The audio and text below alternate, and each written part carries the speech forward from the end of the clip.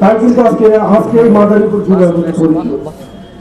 আজকে এই নেতা অনেকেই আমি জানি যে আমার নেতার সম্বন্ধে আজে বাজে কথা বলে, কিন্তু তারা জানে না আমার এই নেতার গুণ সম্বন্ধে। আমার নেতার গুণ সম্বন্ধে যদি তারা জানতো, শুধু মাদারীপুর না সারা বাংলাদেশে আমার নেতার যে অবদান, আমার এই হাজার হাজার নেতা তৈরি হয়েছে আমার নেতা থেকে, কিন্তু তারা জানে না। তারা শুধু এই মাদারীপুর নিয়ে বসে থাকে। যদি আমার নেতার গুণগান জানে, বিভিন্ন ডিস্ট্রিক্টের মানুষ প্রশংসা করে, ইয়ার চেয়ে পাওয়ার কিছু নাই। আজকে আমরা সর্বদাই আমাদের প্রিয় নেতার জন্য সর্বদাই আমরা দোয়া করবো যে আল্লাহ যিনি আমার নেতাকে বাঁচিয়ে রাখে, নেতাকে দীর্ঘ আয়ু কামনা করে, এই কারণে আজকে আগামী দিনে আপনাদের ভালো কিছু দেওয়ার ইনশাআল্লাহ আশা করি যে এই নেতার মাধ্যমে আমাদের প্রিয় নেতা জননেতা জনক শাহজাহান খান, এটার ব্যাখ্যা অনেক কিছু।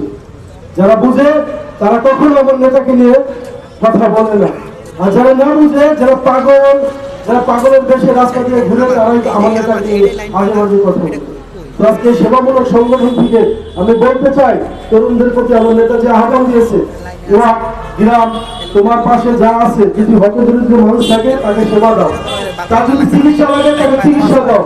10 জন মিলে করো, 20 জন মিলে করো, 1 টাকা করে দিলে 10 টাকা, 20 টাকা করে দিলে কত টাকা, আপনি যদি 500 টাকা করে দেন, যারা ভালো ফ্যামিলি আছে ওই হতদরিদ্র মানুষটা চিকিৎসা করতে পারবে, তার ফ্যামিলিটাকে ভালো রাখতে পারবে। আজকে মাদারীপুর যুবকতা পরিষদ থেকে অনেক ছেলে মেয়েকে আমরা মাদ্রাসায় পড়াই, সেই গুণগান আমার নেতা। আজকে অসহায় দরিদ্র মানুষের মধ্যে হাসি ফুটাই, অসহায় মানুষের ঘর থাকে নাই, সেই ঘর আমরা করে দিতেছি মাদারীপুর যুবকতা পরিষদ। কেন আমাদের নেতা বৃক্ষরোপণ করছে মাদারীপুরে, আপনারা সবাই অবগত আছে, আমার প্রিয় নেতা বলেছে। সেই কারণে কিন্তু আজকে এই মাদারীপুর যুবকতা যারা পরিষদে আছে, প্রবাসী, সবাই কিন্তু প্রবাসী, তাদের প্রতি সেলুট যে তাদের নিজেদের অর্থায়ন ব্যয় করে মানুষের মুখে হাসি ফুটায়, কিন্তু আমাদের নেতার কারণে। আমাদের নেতা যে একটা কথা বলেছেন তরুণদের জন্য, সেই কারণে কিন্তু প্রতিটা ব্যক্তি প্রবাসীরা ছুটে মানুষের দরবারে। আমরা বিভিন্ন চিকিৎসা দিয়েছি, ফ্রি চিকিৎসা দিয়েছি। তো আমার কাছে কথা কি, আজকে মানবিক কাজ আমরা আমার নেতাদের নির্দেশনায় আমরা চলাফেরা করি, যেটা ভালো মনে হয় সেই কারণে।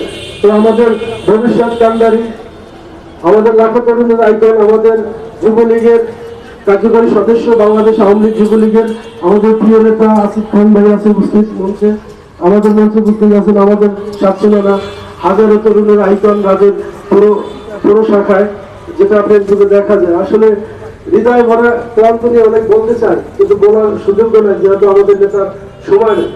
তো আমার কথা একটাই, এই যে আমাদের সাধারণ সম্পাদক, আমাদের প্রচার সম্পাদক, আমাদের যারা প্রবাসী আছে, বদরুজ্জামান, কাজী মনির, কাজী কামাল, কাজী মনির, তারপরে আমাদের কারিম ভাই, ওসমান চৌধুরী, জাকির ভাই, আসলে যাদের কথা না বললেই নয়, যারা অর্থ দিয়ে মানুষের মুখে হাসি ফুটায়, সাংগঠনিক সম্পাদক অভিযোগ করি, সবাই তো বলে গেছে, পরিচয় করে দেওয়ার সময় নেই। তো আমি একটা কথাই বলতে চাই, আমার নেতার আদর্শ মেনে আমরা সঠিকভাবে চলবো, আমরা মানুষের পাশে দাঁড়াবো, আমরা কোনো কার্যকলাপ এমন কিছু করবো না যাতে আমার নেতার বদনাম হয়।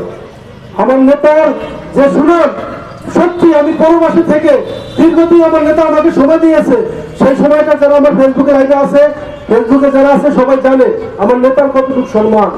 সেই সম্মান কোনোভাবে যেন খণ্ড না হয়, সেই প্রচেষ্টা করেই আমরা চলবো ইনশাআল্লাহ আগামী দিনে। এই বলে আমার বক্তব্য শেষ করছি। জয় বাংলা, জয় বঙ্গবন্ধু, জয় হোক মেহনতি মানুষের নেতা, জননন্দিত নেতা, আমার প্রিয় নেতা, আমাদের সকলের প্রিয় নেতা, জননেতা জনাব শাহজাহান খান। জয় বাংলা।